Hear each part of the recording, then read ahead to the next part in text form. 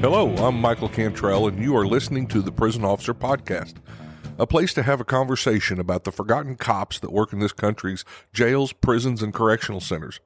A place for me to try to make sense of a career spent working inside the fence with some of the greatest people that nobody sees or recognizes for the important job they do to keep this world safe. If you love this podcast, hit the follow button, or better yet, share with your family, friends, or coworkers. Well, today's episode, I've got a very special treat. One of my best friends is on the episode with us. He's been a mentor to me. He's been a leader that I've respected over the years. And working together, we grew even closer, and I consider him a great friend. Welcome to the podcast, Dennis Treadway. Thank you. Great to be here, Mike. One of the reasons I wanted to bring you in on this is because I wanted to get the perspective of the chief of custody of a correctional center. I know that you've held that job in a couple of prominent places. It's something that you've excelled at, and we're just going to have a conversation today and talk about what you learned and maybe some of what you can pass on to other people about that position and what you've learned through your career. So first off, just go ahead and introduce yourself and tell the listeners a little bit about, what you've done and where you came up through corrections at. Okay. My name's Dennis Treadway. I started in corrections in 1991 at the local sheriff's department that I grew up in the town. Worked there for a couple of years, and then I went to the federal prison in Terre Haute, Indiana, and worked there as an officer. I transferred out of there to various different places and different jobs. I went to Bastrop, Texas, Texarkana, Texas. When I went to Texarkana, Texas, I went into safety. Tried that out for a little bit and transferred to Englewood, Colorado as assistant safety manager. And then I really went back to my heart and what I love to do. Went back into custody, correctional services at USP Leavenworth as a lieutenant. Worked there. Then I promoted out to senior lieutenant at Terre Haute, back to Terre Haute. Then I promoted from there back to Leavenworth as the captain, chief of correctional services. Worked there for a few years. Then activated AUSP Thomson as the first captain there, and that's where we finally worked together after knowing each other for many years. Yep. And try to get that online, on track, and on board. Due to time constraints that were well out of our control, I never saw the first inmate there. Well, the first maximum security inmate there. Yeah. We only had the minimum security there. Then I transferred back to Leavenworth as chief of correctional services again as captain, and I retired from there.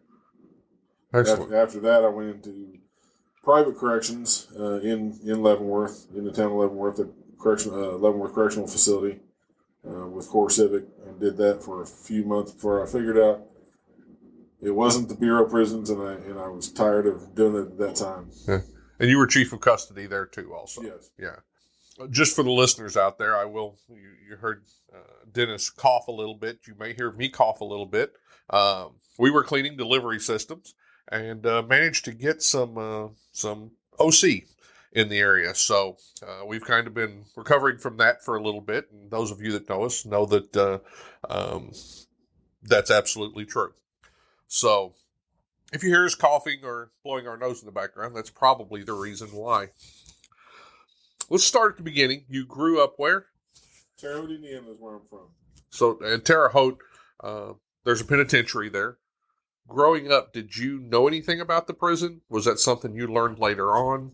I grew up wanting to be a police officer on the street, preferably a state trooper, and that's the course I took as I grew up, and that's kind of the angle I went with, wanting to get into that position. And things changed. I got in the sheriff's department, and I liked the sheriff's department. I really loved it, but I realized I couldn't afford working in the sheriff's department, and I knew a lot of people that worked at the prison. But growing up, I really didn't know that much about the prison, and I just didn't really know very much about the prison. Right. Learning about the prison came from the friends you were hanging out with, and they were the ones who kind of introduced you to the job of corrections. Yeah, I'd say that's a good analogy. Like I said, I had several friends growing up there. I mean, the prison's been there for many, many years, and Families and generations. so a lot of my friends I graduated with, or just knew through different resources. I learned work there, and they kind of talked me into giving it a try, and I gave it a try. Okay. So what was, I know you had been MP and then worked at the sheriff's office, and those law enforcement positions will give you a little bit of look into what corrections deals with, but not what you deal with when you walk into a penitentiary for the first time. So give me some of your thoughts when the first time you walked into Terre Haute, you're a rookie, you've got a little bit of a thought about what prison is, but what were some of the things that, hit you strongly that first time you went into the penitentiary? The first time I went in the penitentiary, I was in the capacity of the sheriff's department. Okay. I had to surrender my weapon, put it in a lockbox, and walk scared through the compound to get to where I was going to pick up an inmate for transport. Right. Not knowing what I was doing inside of a prison, felt naked without my gun. And so that was my first introduction to USP Terre Haute. But then after I got hired on and I went through the initial training and everything, you always knew in the back of your head something could happen, but I just really never let it get to me in that capacity in my mindset. I just did what I had to do. Right. So working at Terre Haute as a rookie and coming up in through corrections, I talk about on this podcast a lot about leadership and that every correctional officer is a leader. And some of us take that farther, as you have.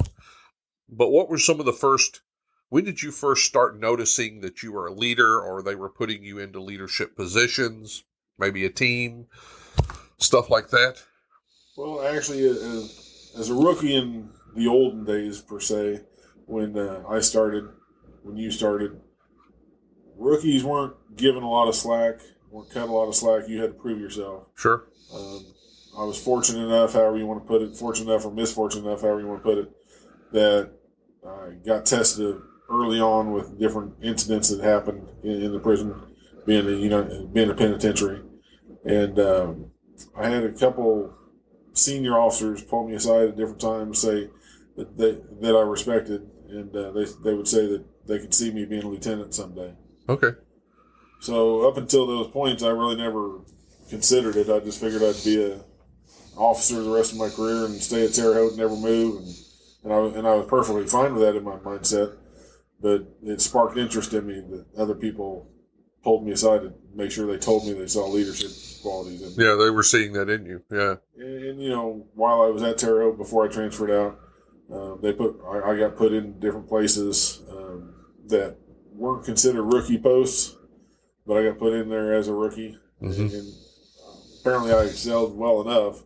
I don't know that I was a superstar, and I wouldn't say that I was. Right. But apparently I produced well enough that my leaders did appreciate what I did. Right.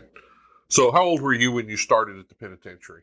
I was 23 when I started the penitentiary. So had already been in the military, MP. So maybe some of it was the maturity that not all rookies have. You'd already showed that maturity. You'd proven yourself in other areas. How long before you became a lieutenant? Well, it took several years because, like I said, I transferred out as an officer to Bastrop, Texas. That's right. Okay. Got my GSA, got my senior officer specialist down there. And then I went into safety for 3 years. I was probably in 10 or 11 years before I got my lieutenant position. Okay. Yeah. So because I took that little speed bump and tried something else for a minute, and then I came back to. Absolutely. And the Bureau, I've told people this, the Bureau, there is a ton of opportunities. There is in all corrections. People think of corrections as nothing but officers inside those walls, but there's a whole plethora of jobs in there, food service, safety, facilities, I always say it's a city within the fence or city within the walls, depending on the facility you're at. Right. Absolutely. So you come back to Terre Haute as a lieutenant. Tell me a little bit about that. Well, I mean, it was different. I came back. I left there as an officer, but I left in good standing in people's eyes. At least I didn't burn any bridges when I left originally. Right. And I always try to keep that. I learned that early on in my life, not to burn bridges, because you never know when you're coming back across it. Absolutely. So by handling myself professionally and properly in my rookie years at Terre Haute, when I came back, it really wasn't a hard transition. I would say most, if not all, of my associates, my friends, my coworkers that I had prior to when I came back respected me for the position I was in.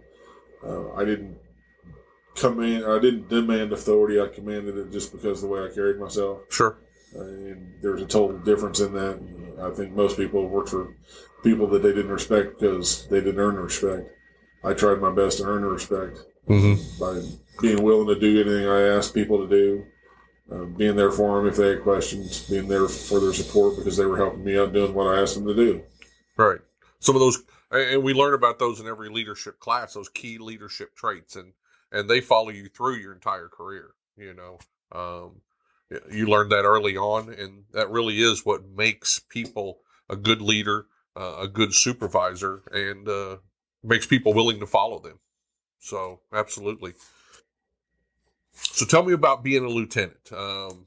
You're in those positions, Terre Haute's Penitentiary. You're doing use of forces, and you're in this position where you're the person in charge of putting other staff in harm's way with these use of forces. Tell me a little bit about how that went, and maybe how some of your philosophies developed during that time and what you saw. Well, I'd say as far as uses of force go, as an officer, as a younger officer, I always was willing to jump in and go Katie bar the door and do what you had to do physically, because that's kind of the way I was brought up, and that's in the era. That's what you did. The older I got, the more experienced I got in putting in the leadership roles. I tried my best to not have to do that and to protect my staff, make sure they came home with no more bumps, bruises, scratches, or scrapes. That was my analogy always. Than they came to work with.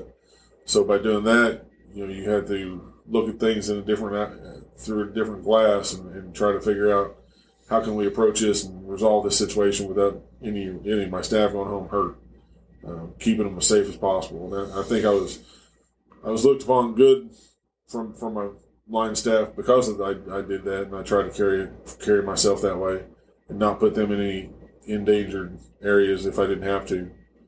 But conversely, they realized if I did have them go into a dangerous area, it was because we had to. Right. Okay.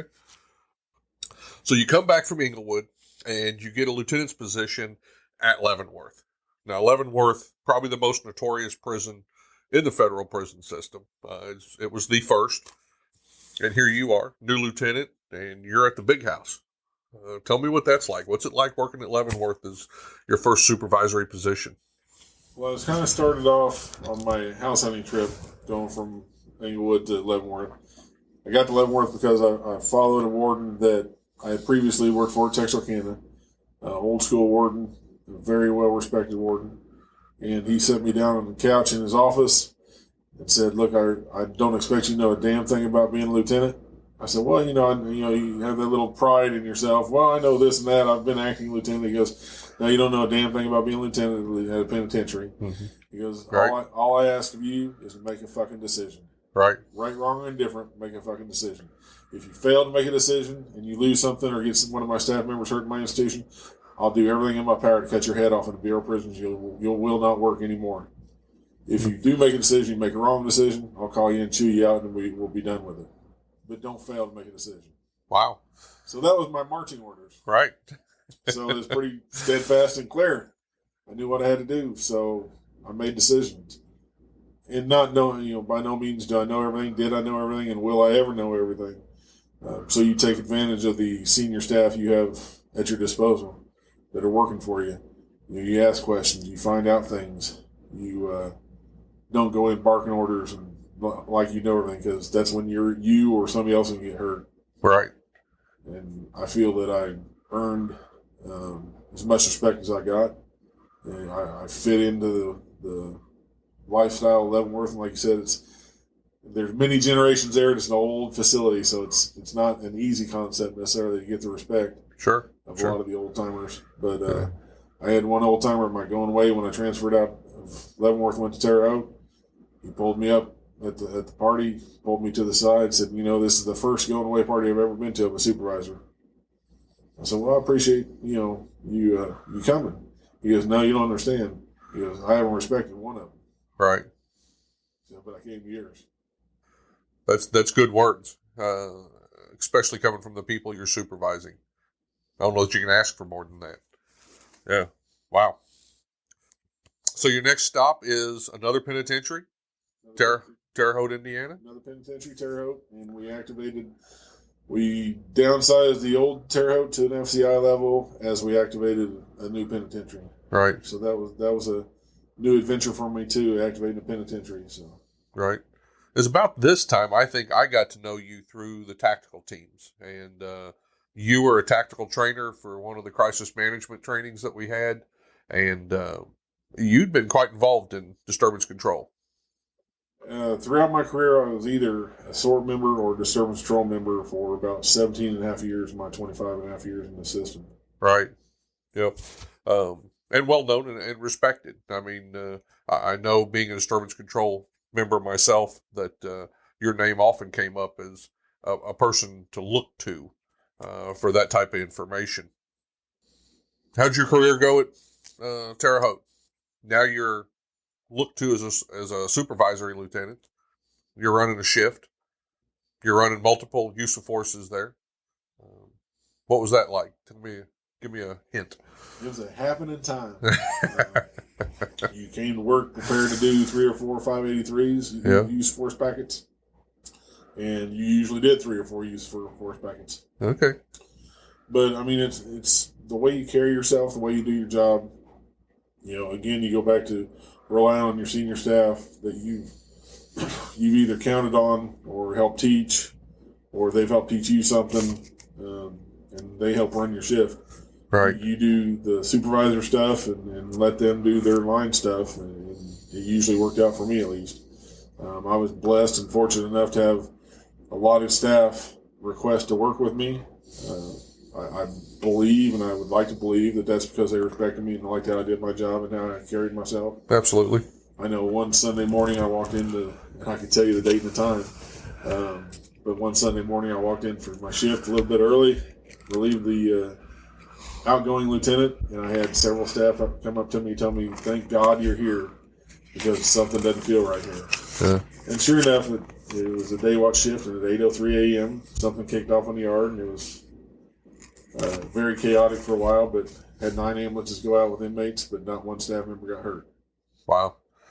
And that's what we strive for every day. Yes, sir. Absolutely. Before I take a next step into your career here, so you've promoted at this point, and one of the questions I get from staff a lot of times is, what do I need to do to promote? What are some tips that you would give, that officer that's wanting to be a lieutenant? What do they need to be doing? What do they need to be thinking about? And I know you've mentioned the way you took care of your staff, and that's absolutely one of the number ones. But what are some of the other attributes that a supervisor is going to look for when hiring a lieutenant or sergeant? The way I always looked at it, you've got to be a team player in the sense there's no I in team. You've heard that analogy a lot of times. Don't chase that next promotion. Because when you start chasing that next promotion, you start stepping on other people. And it gets seen. It may not come up the surface right away, but it gets seen how you get to where you get. Yeah. And eventually, if you get there the wrong way, it'll catch up to you. But as long as you come in and do your job and do it properly, don't look for shortcuts. And an old regional director we both know and respected had the saying, do all the right things, all the right time, for all the right reasons. Right. And it holds very true. So that means make sure you're doing the right things when people aren't looking. Mm-hmm. Because, again, somebody will find out, especially in today's world. Somebody will find out if you took a shortcut. Yeah. And then if you do make a supervisory role, they know you took a shortcut, so they know they can take a shortcut. Mm-hmm. So that's a bad way to get when you get your supervisory position. But don't chase your position. Take it when it comes. Put in for it by all means all the time if that's truly what you want. Don't wait until you think you know everything you need to know to be at the next level, because you're never going to know everything you need to know to be at the next level. Yep. That's definitely something to learn there. Yeah. So I mean, that'd be my Reader's Digest version of how to Right. become a supervisor. You kind of reminded me, seeing those promotion boards over the years, and you've got that officer who normally is sitting off in the corner somewhere with a shirt that's, not ironed and disheveled, and all of a sudden promotion board comes up, and this guy shows up with a starched shirt and a tie and expects that everybody's going to look at him different. And I know we've laughed over the years the number of ties that show up when the promotion board's up. You've got to be that officer, that person they look to for leadership all the time. And I totally agree with you. I mean, if you want to be at that next level and you know what it takes to be at that next level, then be that person all the time. Right. Like I said, don't wait until the board comes out and you expect to get noticed during the board. Right. And one of the quickest ways not to get the next promotion is to throw a fit when you didn't get the last promotion. Absolutely. Because you definitely get looked at there. Yeah. You're showing your true colors. You're showing your true character. Yeah. And if you can't take, a little disappointment not getting what you wanted when you want it, you might not get another chance for it anyway. Right. Absolutely. Successful at Terre Haute, supervisory lieutenant. What's your next step? I went back to Leavenworth as a captain this time. Okay. And that was your foray into, or your first step into chief of custody. Correct. Probably in my opinion, the most respected position, just by the regular prison officer, is the chief of custody. In the federal system, this is the captain, but in other systems, I know Missouri Department of Corrections, the chief of custody is a major or some other designation. Now, you've been the chief of custody starting at Leavenworth.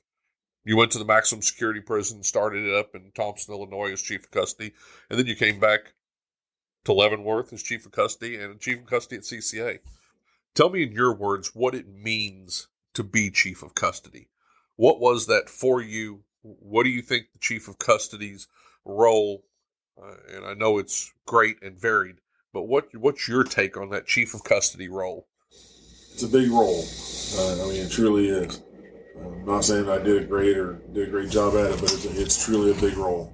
Because in my mind, what that position entails is you're taking care of your line staff, taking care of your supervisory staff, your lieutenants in the federal system, your lieutenants, and taking care of the executive staff as well. You're in charge of the security of the entire institution. That includes the staff as well as the inmates, making sure the inmates stay in where they're supposed to be at, going where they're supposed to go to, and being supervised how they're supposed to be supervised. But like I said, first and foremost, you got to look out for your staff. But by looking out for them doesn't mean to make it easy for them to where they can take shortcuts, but hold them in line to where they need to be, but being a supportive system there to support them when they need something, to realize they need something, to get them what they need to do their job adequately and correctly. Yeah. One of the things that was hardest for me becoming captain was up until that point, being a supervisor was completely focused on the staff and the inmates. And that's all I had to worry about. And then you take that step into chief of custody and you're walking a tightrope. You're the highest ranking person of the supervisory staff, and you're the lowest ranking person being looked at from the administrative or executive staff. And it's two very distinct roles that are often hard to balance. You're in no man's land. You're not a supervisor, but you are. And you're not executive staff, even though you are. You're included in all executive staff functions and meetings, but you're not truly an executive staff member, according to the ranking system. Right. And you don't get looked at as a department head, even though you're over the largest department in the institution. Right. And then you've got to, for lack of a better term, play well with others and get buy-in from all the other departments, because ultimately your program relies on all the other programs following your rules. Right. And this is probably, when you went to Thomson, I was your deputy there, and one of the things that you truly mentored me on and that I learned a lot from you, at that point, being a lieutenant, I didn't have to worry about that buy-in. I didn't have to worry about getting buy-in from a department head. So what you taught me about being part of the institution and getting that buy-in, a lot of it had to do with some of the activities that I had shunned up until that point. As a lieutenant, I didn't have to be part of a dress down day. I didn't have to be part of a potluck. In my opinion, and at that time in my life as a supervisor, I didn't think those things belonged in prison. But then when I became a captain, I remember you pulling me to the side and teaching me that, this is important. This is important for the staff to see you participating in this. You're the one that's getting that buy-in. You're the one that's leading that charge. You're the one that's representing your department. And up until that point, I never understood that. That was one of the things that you mentored me with. And you're very good at it. I think a lot of staff look to you with respect in the way that you bring yourself to the table with those activities, represent the correctional officers, represent the custody department. That was one of the first times that, you really taught me something about being a captain that I remember. One of the other things that I found tough as a chief of custody is you're often at odds with the executive staff or the administration. They have a way that they want something done. Your job is almost completely focused on the safety and security. Security is what we live and die by when you're a captain or when you're a chief of custody. At the same time, we've got to work with those executive staff. That executive staff is our supervisors. How about some tips?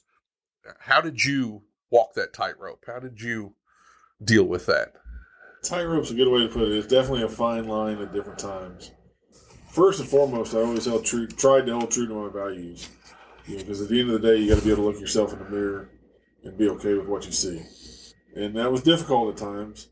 So you try your best, as lack of a better term, to be politically correct.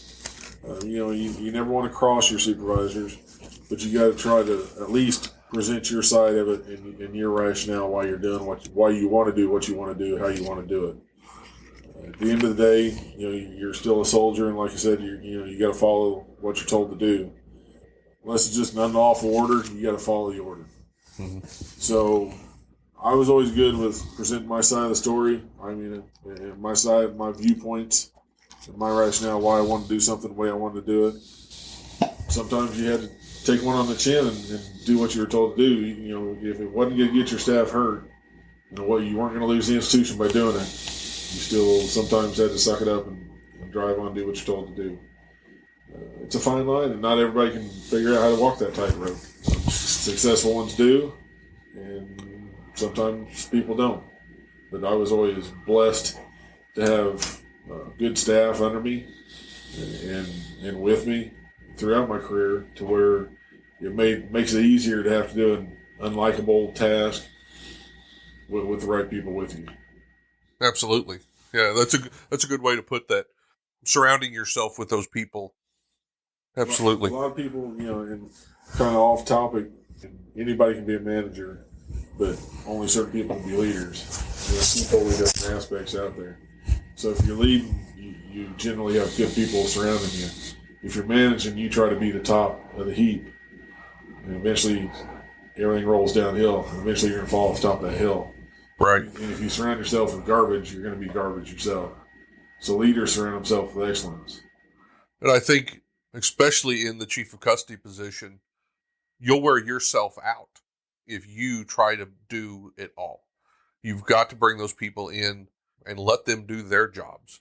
I don't think a lot of people understand how much you're on the phone, how much you're in every meeting. You don't have 1 or 2 meetings a week. You're in every meeting when you're the chief of custody. Yeah, you've got to learn to delegate, otherwise you die. Literally, you die. Right. From the inside out. Because like you said, there's not 2 meetings a week, there's 2 or 3 a day. Some are really relevant to your forte, and some are kind of relevant because you got to know what's going on in your institution. Yeah, it's a juggling act. Right. If you try to juggle all the balls by yourself, you're going to get hit in the head. That's a good way to put that. So just as a general question, let's go here.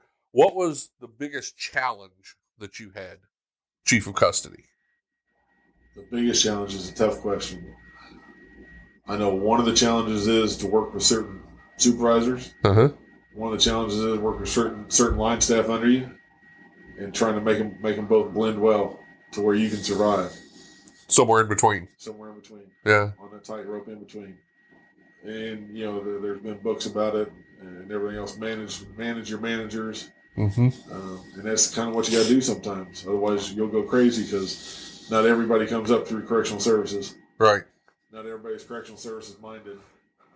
True. Yet that's your baby. You've got to be correctional service minded to be a chief correctional services. I mean, it's in the title. Absolutely. So you've got to maintain and be able to sell what you've got to sell in a likable fashion to people that may or may not even have a clue. And nothing against them. They didn't come up through correctional service or they have not seen what you've seen and don't have the experience you have.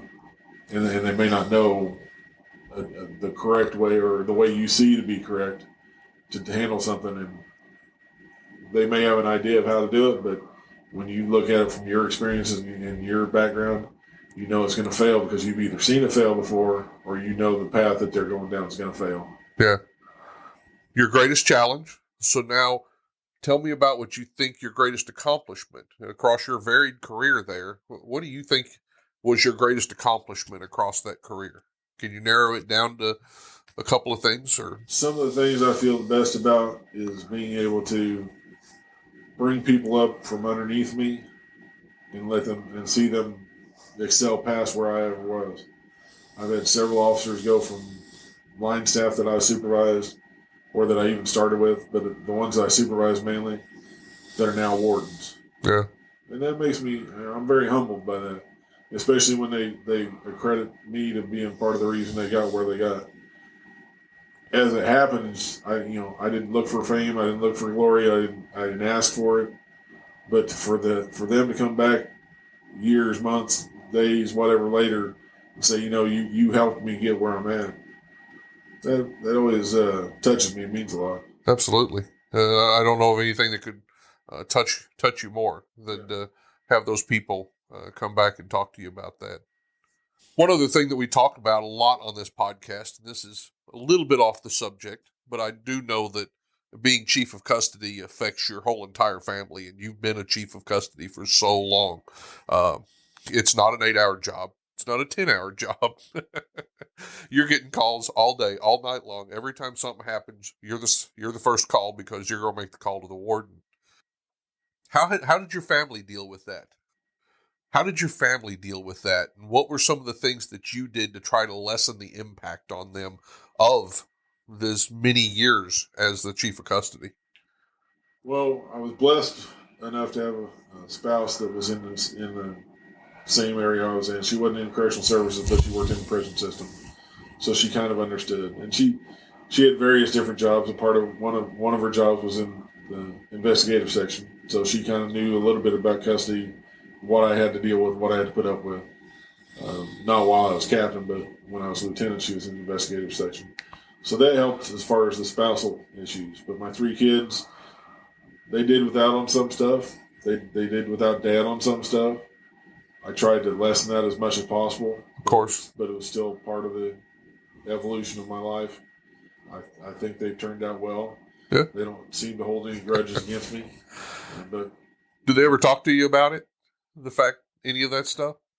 Not a lot. Yeah. Sometimes things will come up. I know it was always one of those tasks, especially moving around.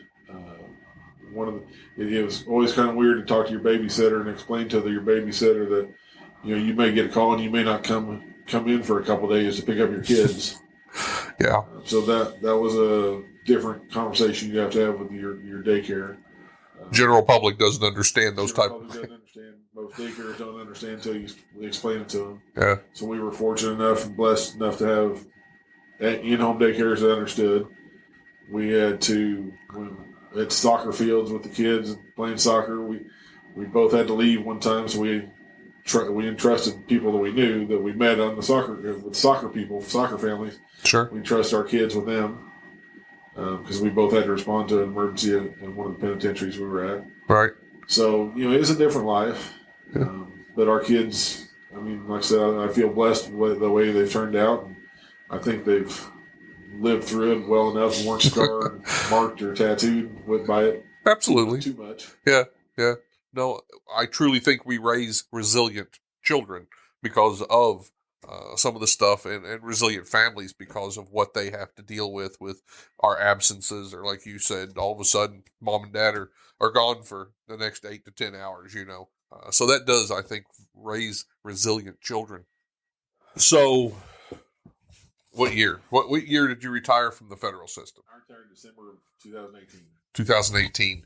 And then that's when you went to work as chief of custody for private prison system. Right. And, talk about that for a minute. What were some of the differences? What did you see good? What did you see bad? I think a lot of people have questions about the private prison system. Those that don't work in it, I know we have a lot of prison officer listeners that do work in the private prison system, but contrast the two from your perspective as chief of custody, going from, captain, what was it called there? Chief of security. Chief of security. Okay. Well, I went into the private facility, to the private network, with the goal and the understanding I was going to look out for security issues that needed addressed, whether that's physical security of the facility and or staffing, and make sure, and with private, you have to stay within your contract of whoever the contract is with that facility. Okay. I found some struggles. I addressed some staffing issues. We needed to get more staff and fix some things physical security wise. Financially, it wasn't being adhered to what I needed to get fixed. I was fortunate enough to have a lot of good staff there. Right.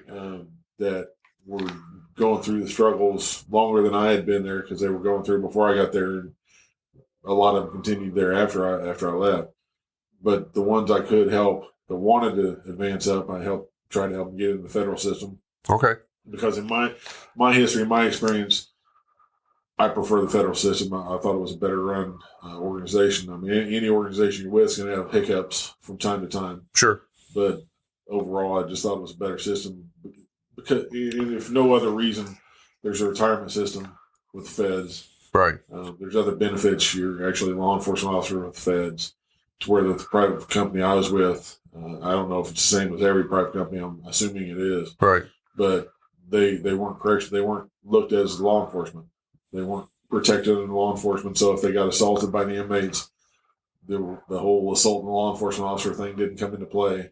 Interesting. So we worked feverishly for the short time I was with them. We were working with the state's attorney office, trying to get it to where they would pick up assault charges on the inmates when they assaulted staff, because they weren't doing that prior to me getting there. So we were actively working on that as I left. I don't know where it is now, because I just lost track of where it was. Sure. And I know we were trying to make some things turn right, but it's an uphill struggle when you're not considered a law enforcement officer. Yeah. So I really did appreciate the people, like I said, the good staff that were there that busted their butts on a daily basis, and they weren't getting a retirement. Yeah. They had a 401k set up, but they weren't getting a retirement. They weren't getting the benefits. Sure. So wow. Correct me if I'm wrong, but you've traveled several places, and I have too, and worked in a couple of different systems, and corrections staff always amaze me. No matter where I go, no matter where I'm at, the people that make corrections what it is. And there's always some lops, but my gosh, over the course of it, you run into some of the best people. And as I talk about on here, you run into some of the best leaders in corrections. We're forced to be leaders. And I'm glad to hear that you saw that in the private prisons too. Yeah. I mean, I've been blessed and humbled by working with a lot of great staff throughout my long career. And like you said, there's not so good ones every once in a while, but they're definitely a majority are good staff. Whether they want to be leaders or not, they're leaders. If nothing else, leaders to the inmates. Right. You're showing inmates what they should be, what they should do, and how they should do it. Like you said earlier, you come in with your shirt pressed, your boots maybe not be a high shine, but at least they don't look like you shining with a Hershey bar either. Right. You're not getting grab your clothes out of a hamper and come to work. You show them what they're supposed to look like. Show them how they're supposed to act. Right. So you're a leader to them. If to nobody else, you're a leader to the inmates. And last I did a little check. Maybe a couple people in my whole career that I've ever met that grew up wanting to be a correctional officer. Yeah, that's true. But I'd have to say about 98%, 99% of them that wasn't in their skill set when they were growing up. Nobody said, "Mom and Dad, I want to be a correctional officer." Yeah, I know I didn't. Yeah, I didn't either. Yeah, I wanted to be in law enforcement, but I had no dream or desire of being a correctional officer. right. But once I got in it, it was a very fulfilling career. So on the website, I highlight leadership books that guests and mentors and stuff recommend to me. Do you have a leadership book that you'd recommend people get a hold of? I know the one that sticks out. The first leadership book I was given by a respected captain at the time, I would have worked with him anywhere, was Leadership Skills of Attila the Hun. Okay. I have not read that. That's one I guess I'm going to have to pick up.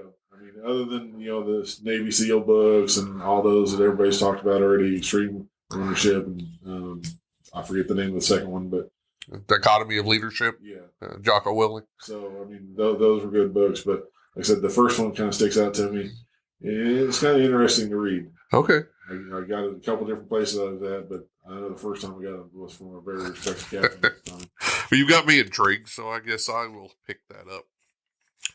One final question. The question I get the most with this podcast and by email and when I talk to the listeners and stuff, what I'm finding out is we have a lot of potential correctional officers and prison officers that listen to this podcast. And so the question I get the most is something similar to, hey, I'm starting a new job as a correctional officer next Monday. What do I need to do when I show up? What's your advice to those brand new rookies when they walk into that prison? What are the things you've learned over the years that you'd pass on to that brand new rookie walking in that door? Be early. We've talked about that several times, me and I. If you're on time, you're late. So be early. Don't show up. Don't be that minute man, right, or minute woman. Show up early. Show up prepared. Prepared as much as you can prepare. You can prepare yourself right up to the point where you involve somebody else. But prepare yourself as much as possible for anything that can come up. Pay attention to the staff there. And you've got staff you want to follow and staff you don't want to follow. Okay. Sit back and look and see what who the staff member is you're going to follow, because they'll shine really quick if you truly look. The ones you want to follow and the ones you don't want to follow.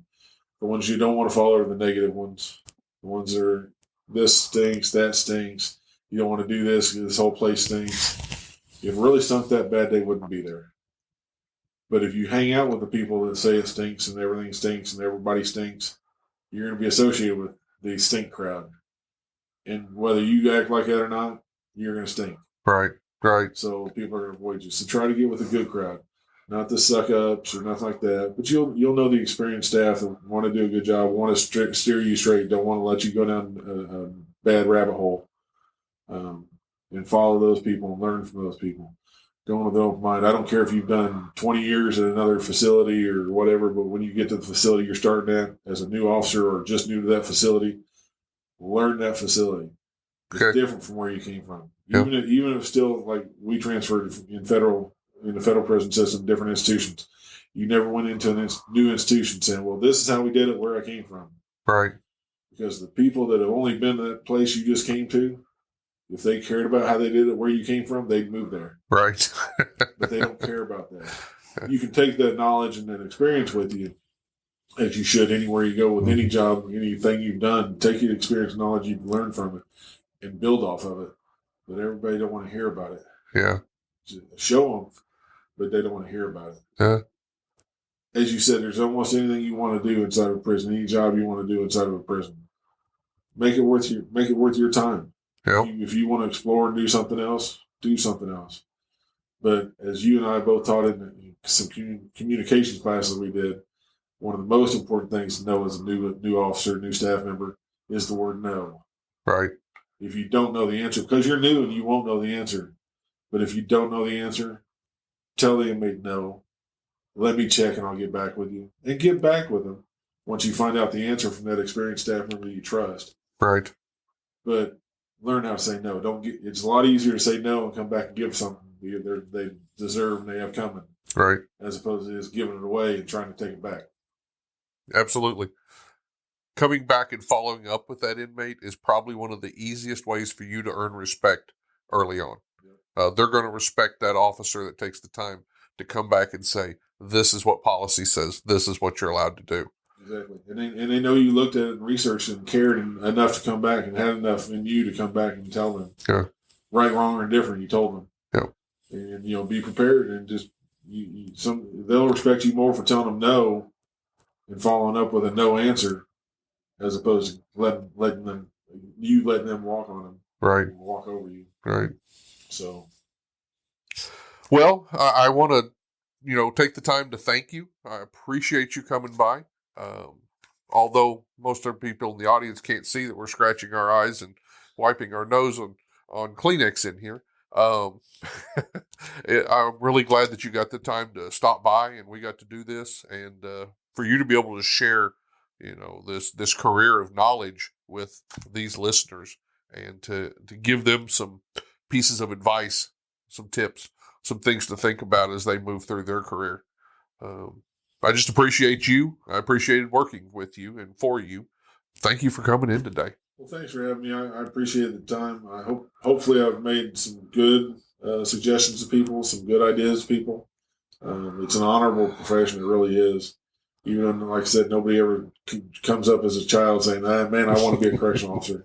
I know things have changed since when me and you started. Yep. Things have changed since me and you have retired. Yep. Some for the good, some for the bad, but nonetheless, everything in the world's changed. Yeah. So it's still a good profession. Yep. It's what you make of it. You can't go I don't know any profession you can go into and just enjoy your life every day. Sure. I mean, I'd like to think there is one of those professions, but I don't know what it is. So, like I said, hopefully I've made a positive view of something for somebody who can help them out. I know you did. Thank you for stopping by today, Dennis. Have a great day. If you enjoy these podcasts, the best way to support the Prisoner Officer Podcast is to share these episodes with your friends or family on social media. Let me invite you to visit www.theprisonofficer.com. If you haven't already, check out the Prison Officer Podcast on Facebook and click that little follow button. Or leave us a message, or better yet, leave us a review. And if you're listening to us on Apple Podcast, Google, or Spotify, please click the subscribe button. Till next time, I'm Mike Cantrell. Watch your back, and please take care of each other out there behind those walls.